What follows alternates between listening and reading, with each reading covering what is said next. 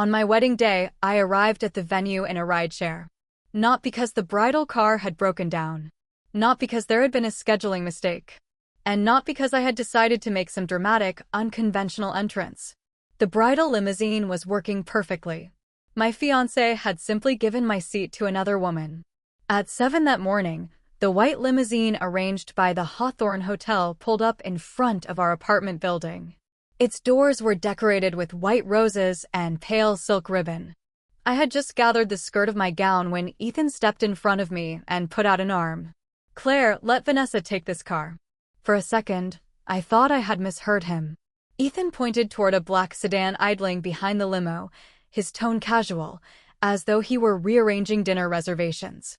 "I already booked another car for you. Just get to the hotel a little later." I followed his gaze. Vanessa was already sitting in the bridal limousine. She was wearing the ivory reception dress I had chosen for later that evening. One hand rested elegantly on the open door while the other moved rapidly across her phone screen. She kept refreshing whatever she had just posted, as if waiting for one specific person to see it. When she noticed me staring, she smiled. "Don't look so nervous. I'm not stealing your wedding. I just don't plan on ever getting married, and I wanted to know what it feels like to ride in a bridal limo." Ethan sighed, the way someone might sigh at a child who refused to share a toy. "It's only part of the ceremony," he said. "After she gets to the hotel and films the arrival, you can ride in it too." I had heard some version of that sentence too many times. Vanessa did not believe in marriage, so she had been allowed to try on my gown before I did. Vanessa would never have a wedding of her own, so she had been allowed to choose my flowers, my lighting, and the theme of my reception. Vanessa and Ethan had known each other since childhood, so whenever I felt uncomfortable, I was the one accused of being insecure, dramatic, or ungrateful. I watched Ethan crouch to arrange the hem of her dress. Then he closed the limousine door himself. At no point did he ask whether I agreed. The procession began to move. The white limo rolled past me, slow enough for me to see Vanessa lift her phone and make a heart with her fingers. Ethan sat beside her. He looked annoyed at first, but when she turned the camera toward him, he leaned close and played along. Behind me, two people waiting outside the building lowered their voices. "Isn't that the bride? Why didn't she get in the bridal car?" A few minutes later, my rideshare arrived. The driver was a man in his 50s named Frank. He opened the trunk, took one look at my wedding dress, then glanced toward the disappearing procession. "We're following the wedding cars to the Hawthorne, right?" "Yes." I slid into the back seat and carefully gathered the layers of fabric around me. At first, Frank managed to keep the limousine in sight. At the second intersection, however, the cars ahead suddenly accelerated. They changed lanes several times and vanished into traffic. My phone vibrated almost immediately. 3 messages from Ethan appeared on the screen. "I told the driver not to wait for you. Vanessa wants a complete bridal arrival video, and it'll look weird if you arrive together. Have your driver slow down. When you reach the hotel, don't use the main entrance. Go through the side entrance near the conference wing. She had a fight with someone in Toronto, and she's been upset. Let her enjoy today. Don't compete with her for the camera." I stared at that last message until the words blurred. He remembered that Vanessa had been fighting with someone in Toronto. He remembered that she hated sharing attention. He had planned every detail to protect her mood and her image. He had simply forgotten that it was my wedding day. The light ahead turned red. Frank looked at me in the rearview mirror. "The Hawthorne is still a right turn up ahead, correct?" I looked at the empty road where the bridal limo had disappeared. Something inside me, something stretched tight for years, finally snapped. "No." My voice surprised even me. "Please turn around." Frank blinked. "Turn around?" I lowered my eyes to the engagement ring on my finger. "Take me back to the hotel, but not for the wedding. I need to get my luggage." I paused, then said the words that made my hands stop shaking. "I'm not going through with it." Frank did not ask questions. When the light changed, he made the turn.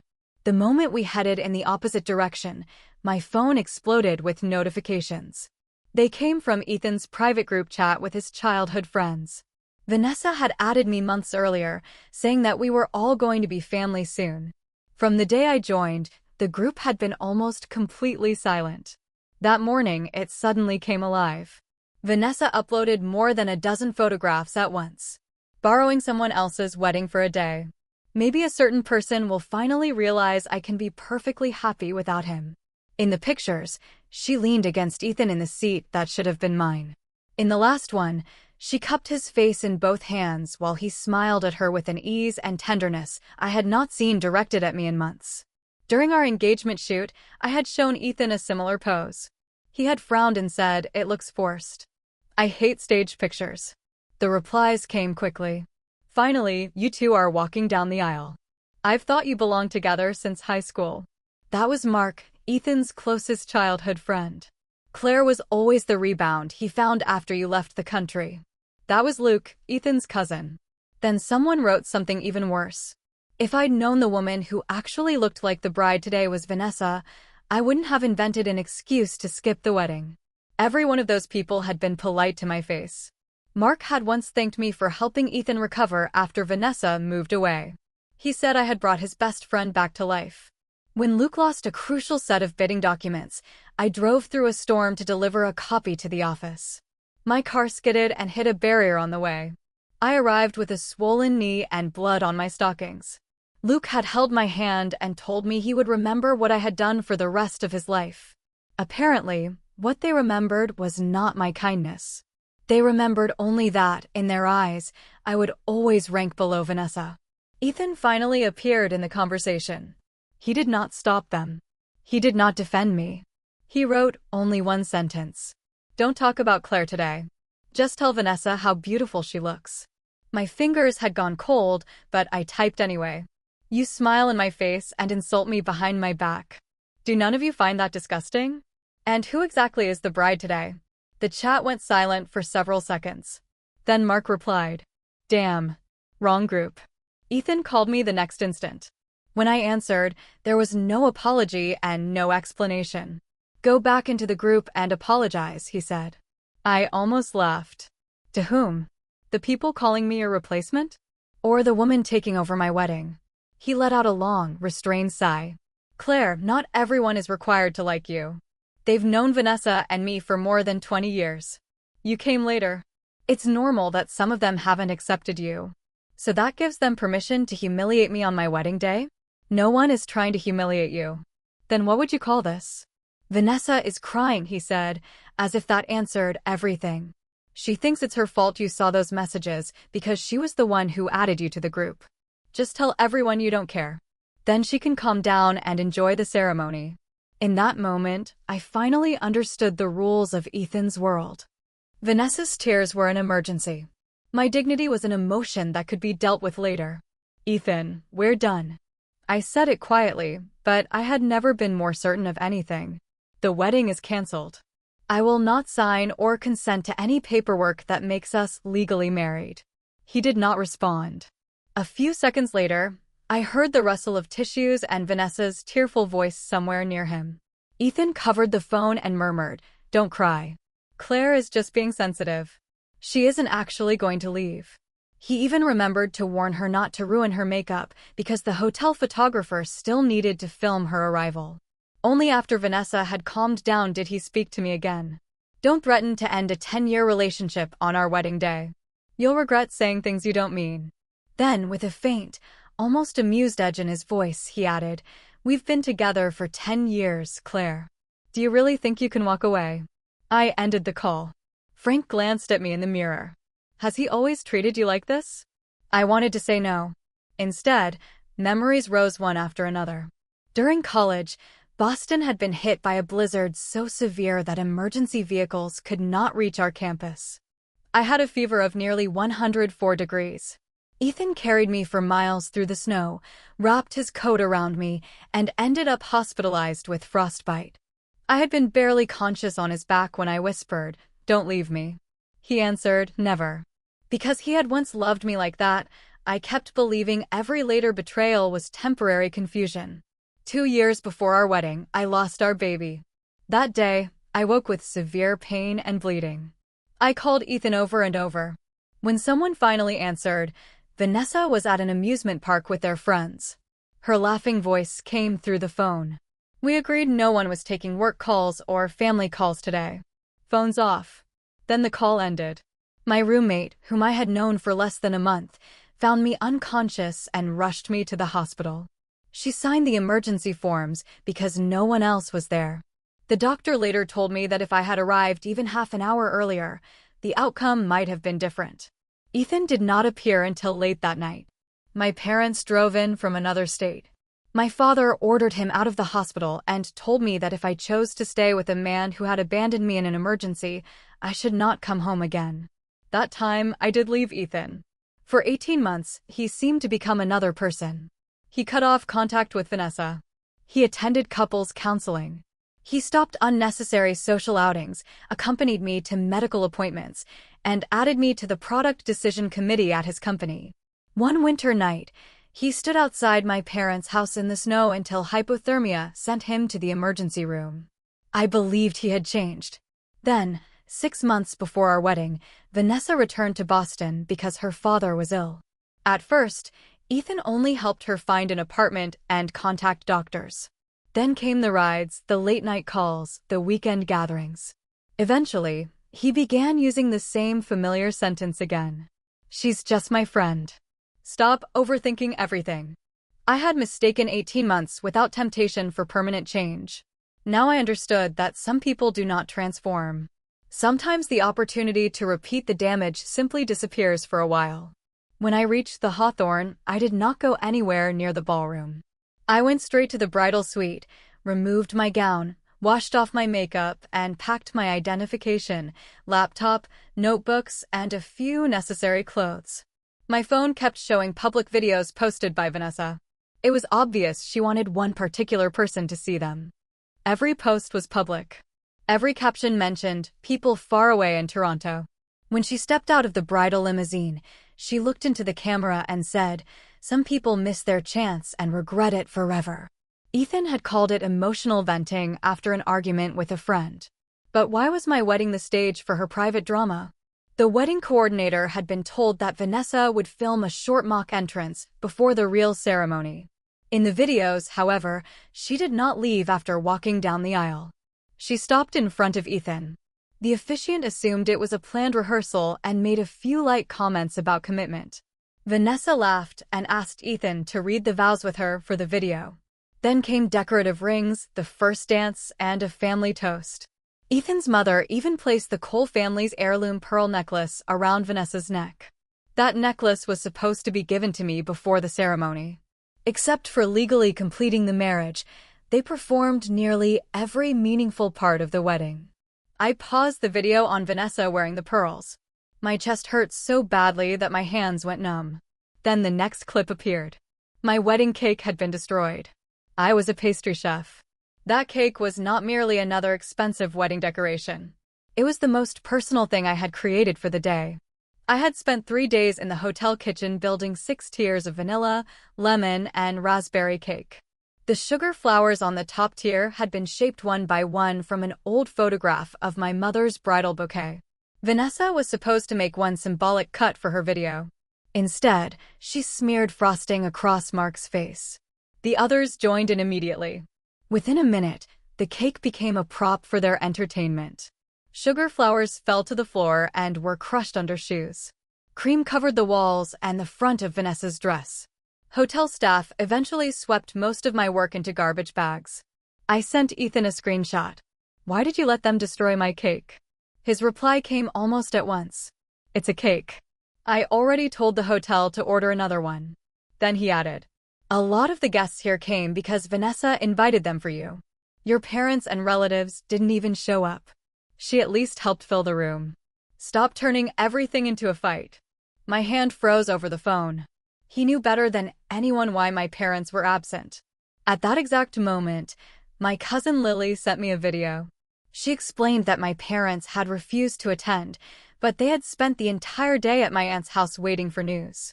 In the video, my mother's eyes were swollen from crying. She kept blaming my father for the harsh words he had said 2 years earlier. My father sat in silence for a long time. Then he took out a check and handed it to Lily. "This is for Claire to start over," he said. "It doesn't matter whether she gets married. Just make sure she never stays anywhere because she thinks she has nowhere else to go. I stared at the gray in his hair, so much more visible than it had been 2 years earlier, and finally broke down. The people who truly feared seeing me humiliated were the people I had shut out of the wedding. The person who had humiliated me expected me to enter through a side door and thank him for letting me participate at all. I sent my father one message. "Dad, can I come home?" His answer arrived almost instantly. The door was never locked. I was closing my suitcase when Ethan called again. "Are you still in the suite?" Vanessa got carried away and damaged part of the cake display and backdrop. The hotel can move our official ceremony to a smaller room beside the ballroom. "What time?" I asked.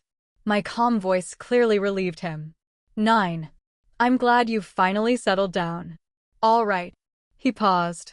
When he spoke again, his tone softened. "Claire, today became more chaotic than I expected. But once we finish the legal paperwork, you'll be my wife. I'll make all of this up to you." I did not tell him that I had already notified the officiant and the clerk that the marriage would not proceed.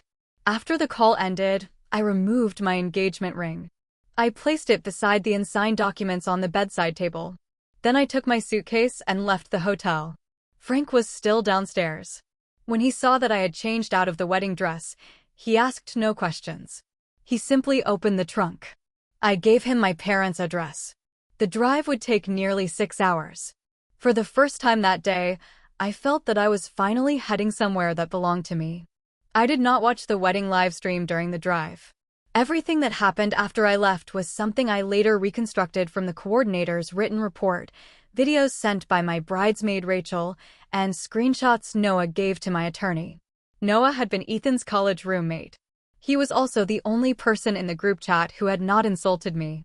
According to him, the lights in the smaller ceremony room came on at 9 that evening. The officiant waited 20 minutes, but the bride never appeared. At first, Ethan was not worried. He assumed I was hiding somewhere in the hotel, waiting for him to come and persuade me to stop being difficult. Then the guest services manager handed him a clear property bag. Inside were my engagement ring, the unsigned paperwork, and a note I had left for the hotel. "The ceremony is cancelled. Do not conduct any wedding activity in my name." At almost the same time, a stranger uploaded a video taken outside our apartment building. It showed Ethan blocking me from the bridal limousine. It showed him helping Vanessa inside and closing the door. Then it showed me, still wearing my wedding gown, climbing alone into an ordinary rideshare. The person who posted it wrote one question. "Why is the bride calling a car while another woman leaves in the bridal limo?" If that had been the only video, the story might not have spread so quickly. But Vanessa had posted every part of her wedding experience publicly because she wanted the man in Toronto to see it. People placed her videos beside the stranger's footage, and the truth became impossible to misunderstand. Rachel publicly confirmed that Vanessa had not only taken the limousine. She had worn my reception dress, accepted the family pearls, read vows, danced the first dance, and destroyed the wedding cake. Noah sent the group chat screenshots to my attorney so they could be preserved. Other guests later leaked copies, and Mark and Luke's comments about me being a rebound spread online. The reaction was immediate. This wasn't a wedding. It was a public humiliation of the real bride. He said a wedding was only a formality, then gave every formality to another woman. The worst part isn't the female friend. It's the man who was certain his fiancée would stay no matter how badly he treated her. Guests began leaving the Hawthorne early. Ethan's mother ordered Vanessa to delete her posts. Vanessa cried and insisted she had only wanted to experience a wedding and had never meant to hurt anyone. Then, according to Noah, she suggested that she could continue standing in for me during the evening ceremony so the venue and catering would not be wasted. That was when Ethan finally told her, in front of everyone, "This is not your wedding." But the sentence arrived hours too late. The coordinator had already ended the event. The hotel made it clear that without the actual bride's presence and consent, it would not continue any ceremony that could mislead guests into believing a marriage was taking place. Ethan rushed back to the bridal suite and then to the apartment we had shared. There he discovered that I had taken only my documents, my work, and the possessions that truly mattered. The old coats were still in the closet. My college books were still on the shelves. The plants remained on the balcony. I had not planned an elaborate escape. I had not emptied the apartment to punish him. I had simply awakened on the most important day of my life and taken what I needed to begin again. At 2 in the morning, Ethan sent the first message that resembled an apology. I should not have let her take your limousine. 10 minutes later, I made her return the dress and the necklace. After that came explanations, promises, and requests. We can have another wedding. You can choose every detail this time. We were together for 10 years. You cannot erase all of it because of one day. I did not respond. One day had not destroyed our relationship. The wedding had merely exposed the meaning of every smaller choice that came before it. Every time I was ignored, every time I was told to be understanding, every time I was expected to retreat so someone else could remain comfortable. Ethan had always believed I would be the person who stayed until the end. A little after 1 in the morning, Frank's car stopped outside my parents' house.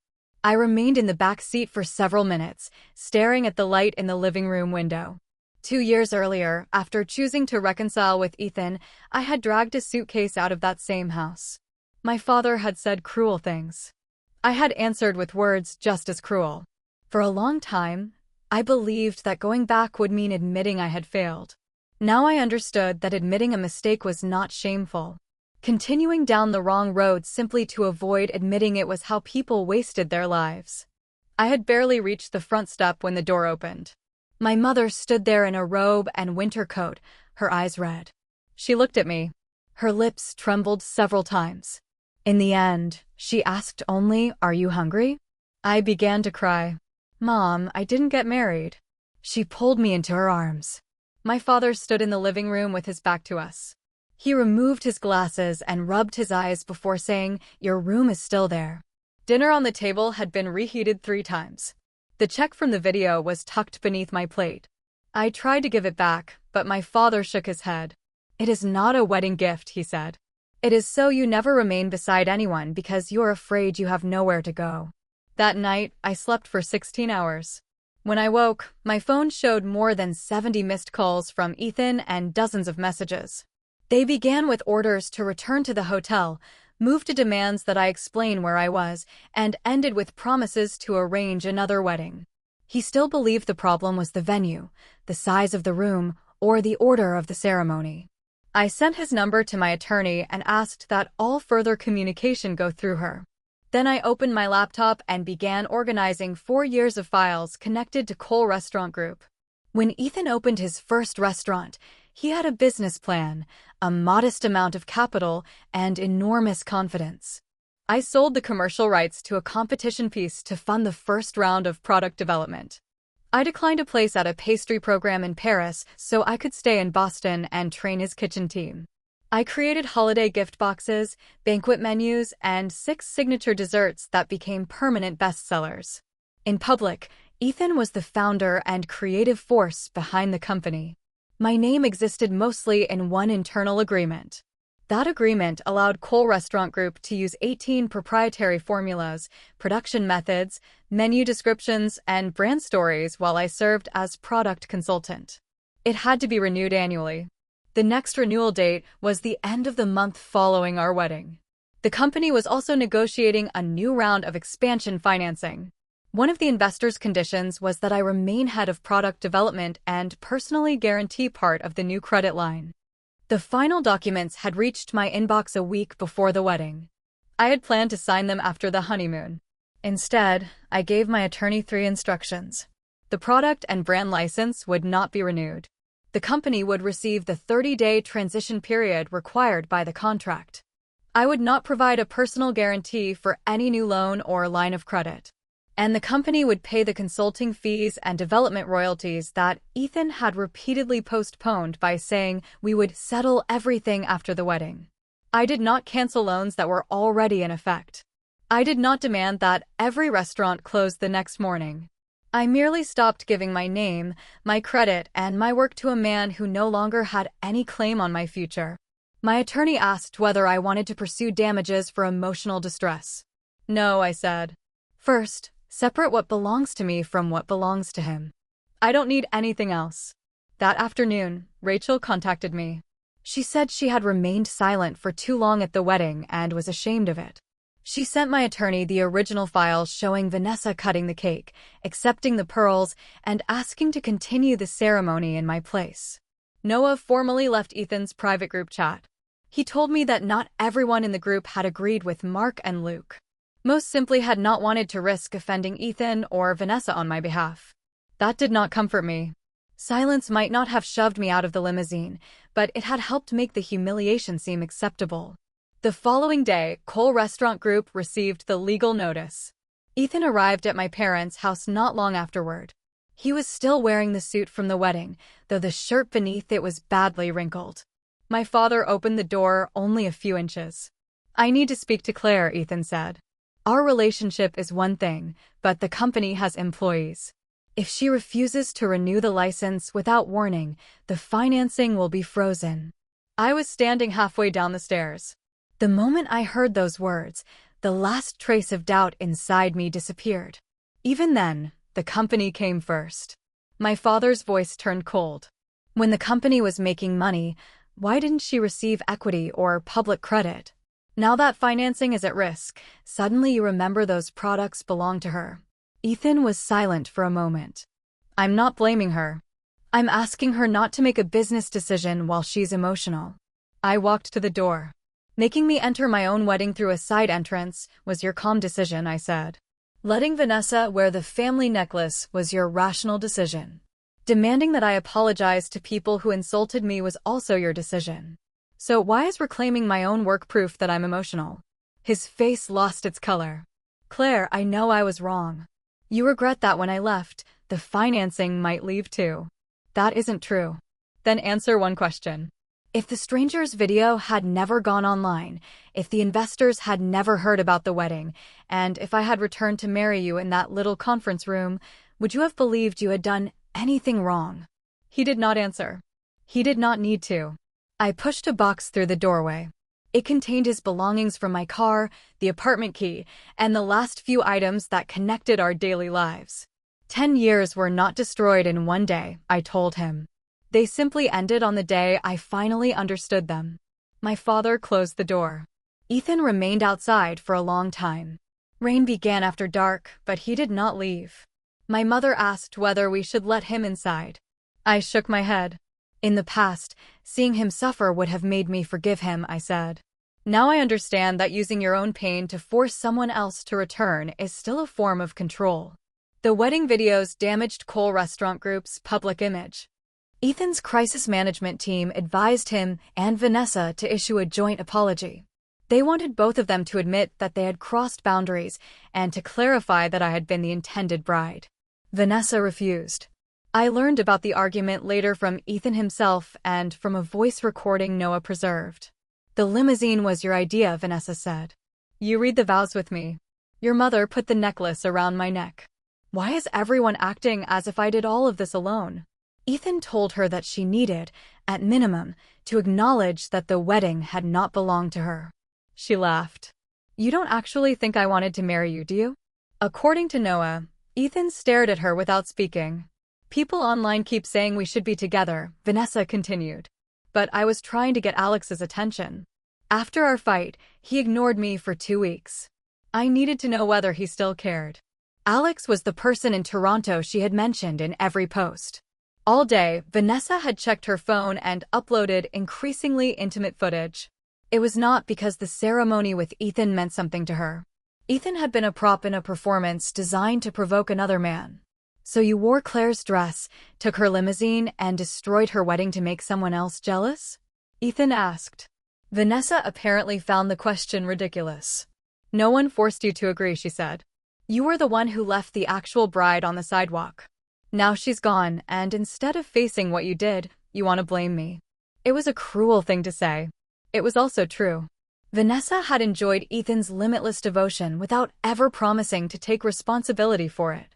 Ethan had enjoyed my patience, my professional support, and my repeated forgiveness in exactly the same way. Neither of them had believed those privileges could be withdrawn. The wedding videos did persuade Alex to contact Vanessa. He did not call to beg her to come back. He demanded that she delete anything that might affect his professional reputation. After another argument, Vanessa flew to Toronto. Before leaving, she returned my dress and the Cole pearls through an attorney. She left behind one message. It was only a wedding. Don't take it so seriously. Those were almost the exact words Ethan had used on the morning of our ceremony.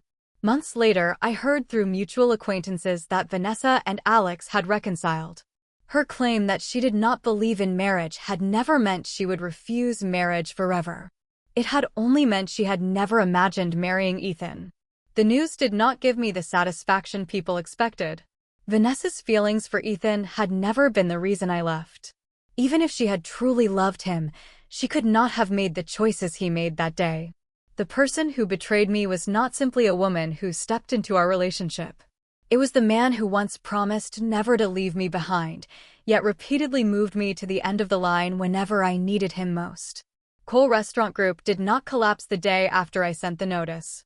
Real consequences rarely arrive as quickly as they do in short online videos. The company had a 30-day transition period and could continue selling inventory that had already been produced legally. Ethan hired new development consultants immediately and asked them to create replacement products before the license expired. During the first month, the investment committee paused the expansion round. Its original report had listed my continuing role as a key condition. Without my personal guarantee, the proposed credit facility also had to be redesigned.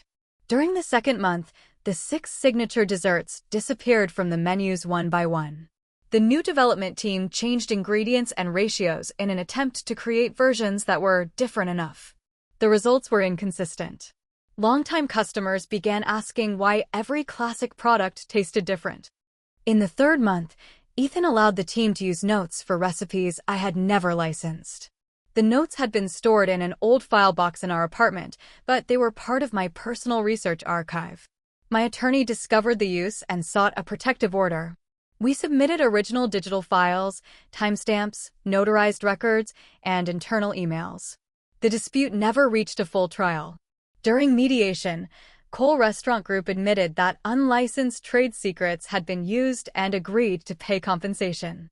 By the 4th month, all 7 planned restaurant openings had been suspended. Cash was tied up in leases, construction contracts, and supplier deposits. Ethan closed 2 older locations that had been losing money and sold the apartment we had once planned to use as our marital home. By the 6th month, the investors acquired a controlling interest at a discounted valuation. Ethan lost control of the company and stepped down from management. He did not become homeless. He did not lose every dollar he had ever earned. He simply lost the things he had treated as permanent: the prestige of being the visionary founder, the partner who supported him without limits, and the right to use someone else's creativity and financial credibility without paying the true cost. The friends from the wedding chat disappeared too. Mark claimed he had only been joking. Luke deleted his social accounts and refused to accept responsibility once the screenshots spread. Others distanced themselves from Ethan as soon as the company began facing financial pressure. Noah later told me that while Ethan was moving out of our apartment, he found an old metal box on the top shelf of the kitchen cabinet. Inside were photographs of my failed experiments from the months before his first restaurant opened. On the back of each photo, I had written the date, temperature, ingredient ratios, and changes for the next attempt. The last picture showed Ethan standing in front of the first restaurant with his arm around me. On the back, I had written, "I hope one day everyone knows how talented Ethan is." Noah said Ethan sat alone in the empty apartment and looked at that photograph for a long time. When I heard the story, it did not hurt as much as I expected. I had sincerely wanted him to succeed. That sincerity did not become foolish simply because the relationship ended badly. But I could finally admit that my name had been hidden inside his success story for years, and I had mistaken invisibility for love. That was not selflessness. It was my failure to insist that my work and my identity deserved a place of their own. 2 months after returning to my parents' home, I rented a tiny corner storefront. It could hold only 4 tables. The kitchen had one old oven and barely enough counter space for 2 people to work side by side. I named it Bennett Patisserie. The first time I saw my surname painted above the door, I stood across the street and stared at it for a long time. For years, the products I created had carried the Cole Restaurant Group logo. In interviews, Ethan would refer to our development team. Occasionally, he would say that his fiancée had provided inspiration. I never corrected him. I believed that once we were married, it would not matter whose name appeared on the door. I learned that when a relationship ends, contributions that never appear in a contract or on a sign can be forgotten with astonishing ease. At first, many customers came because they had seen the wedding video. "Are you the woman who left in a rideshare while wearing a wedding dress?" they would ask. I never denied it. "Yes," I would say. "But this shop sells pastry, not stories about my ex." What truly established the business was a chestnut chocolate cake I called Homecoming. The outer layer was slightly bitter. Inside was warm, soft chestnut cream. The flavor came from a chestnut dessert my mother made when I was young, and from the dinner that had been reheated again and again while my parents waited for me to come home. Homecoming sold out for 3 consecutive weeks. Soon afterward, one of Boston's historic hotels contacted me about designing a winter afternoon tea menu. The project director was Anna, a judge I had met years earlier at a pastry competition. After reviewing my proposal, she asked, "Whose name goes on the work this time?" I held the pen and wrote, "Claire Bennett." My father stood nearby, pretending to study the fire safety notice on the wall. His eyes were red. I did not meet a billionaire and prove my value by becoming someone else's bride. I simply began taking back the years I had given away without recognition. The shop grew from 4 tables to 12. Then I rented the neighboring unit and turned it into a development kitchen. 9 months after the wedding, I entered a national creative pastry competition. The final theme was wedding. Other competitors created sugar gowns, rings, white roses, and miniature churches. I made a yellow rideshare car. There was no groom inside and no extravagant bouquet. Through the sugar glass window, a woman who had removed her wedding dress sat beside her suitcase, traveling toward a house with warm lights in the windows. The judges asked for the name of the piece. "Return trip," I said. "Why is a wedding-themed dessert about going back?" one judge asked. "Because for some people, leaving the wrong wedding is the first time they truly choose themselves." Return Trip won the gold medal. When the award video was released, people mentioned the wedding scandal again. This time, however, I was no longer only the bride left beside the road. They called me pastry chef Claire Bennett. I was no longer someone's fiancée, someone's inspiration, or the invisible support behind someone else's success. I had reclaimed my name. The night of the award ceremony, Boston received its first snow of the season. I stepped outside carrying the trophy and saw Ethan standing at the bottom of the stairs. I had not seen him in 9 months. He was thinner. He wore a plain black coat and carried neither flowers nor a ring. He did not approach me immediately. "Can I have 5 minutes?" he asked. I told my assistant to wait in the car. Ethan looked at the trophy in my arms.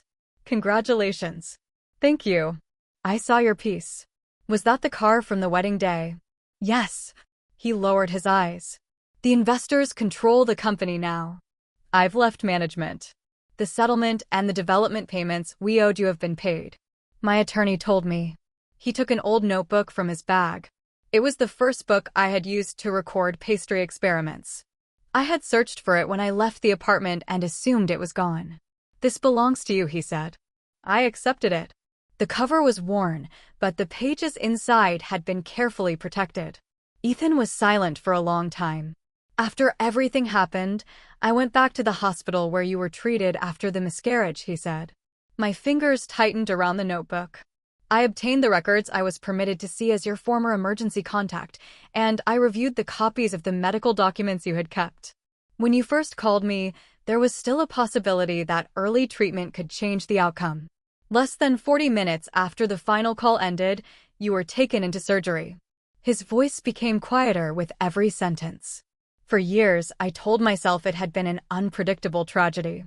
Because if I admitted that the result might have been different if I had answered, listened, and taken you seriously, I would have had to face what I did. Snow settled on his shoulders and melted into dark spots on the fabric. On the wedding day, I did the same thing again. I dealt with Vanessa's tears first. I protected her image first. I put you last and assumed you would wait. I kept saying I loved you, but whenever you truly needed me, I chose someone else. He looked up. His eyes were red. Claire, I finally understand why you cannot forgive me. I listened without interrupting. If he had said those words 2 years earlier, or on any day before the wedding, I might have collapsed in tears. I might even have believed him one more time. Now I felt only calm. I believe that you loved me, I said. A small light appeared in his expression. And I truly loved you. The light faded. But having loved each other does not cancel the harm. You once carried me through a blizzard. You also ignored my calls while I was losing our child. Both things are true. I cannot use the good thing you once did as permission for everything you did afterward. Is there really no possibility for us? He asked. No. The answer was quiet and immediate. He stood in the snow as if he had always known what I would say, yet the words still broke something in him. After a while, he asked, "Do you think you'll ever get married?" I looked toward the car waiting at the curb. Maybe I will. Maybe I won't. But if there is a next time, I will not lose myself just to reach the ceremony. I turned away. After I had taken several steps, Ethan spoke behind me. I'm sorry. This time, he did not attach a request. He did not ask me to reverse a decision or return to save the company. It was finally a complete apology. But a late apology can only prove that someone has begun to face the truth. It cannot create a new beginning for the people they hurt. 1 year later, the first Bennett Patisserie flagship store opened. There was no extravagant flower arch outside. Only a wooden sign near the entrance. May you always have the courage to choose again. Frank, the driver who had taken me away from the hotel, came to the opening. He stood outside for several minutes until I recognized him. It really is you, he said with a broad smile. I saw the video online later. I kept worrying that man would talk you into going back. I packed a return trip dessert for him. He accepted the box and raised a thumb. That return was the most satisfying trip I've taken in all my years of driving. After closing that evening, my parents celebrated their wedding anniversary in the shop. I made them a chestnut cake. Before picking up the knife, my mother asked with exaggerated seriousness, "May I cut it now, Chef Bennett?" Everyone laughed. I laughed too and nodded. Yes, now you can cut it. My father served the first slice to me. No one took it away. No one smeared the frosting across a wall. No one used my work as a toy to entertain someone else. From the shop window, I occasionally saw wedding limousines passing with flowers tied to their doors. I was no longer afraid of wedding dresses. Other people's ceremonies no longer returned me to the humiliation of my own. Later, I heard that Ethan left Boston and began again as a product manager at an ordinary restaurant company. He never contacted me again. Vanessa eventually held an elaborate wedding in Toronto. In the photographs, she wore an expensive gown and participated in every traditional ceremony. The woman who had repeatedly insisted that weddings were only meaningless formalities gave herself the most complete version of one. The pictures did not make me angry. Who Vanessa married and how Ethan lived no longer had the power to define my life. For years, I believed 10 years together meant we had to survive anything. Eventually, I learned that time can prove only that a relationship existed. It cannot prove that the relationship deserves to continue.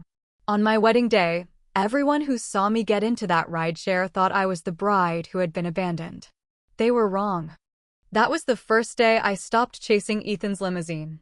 It was also the day I finally came home to myself.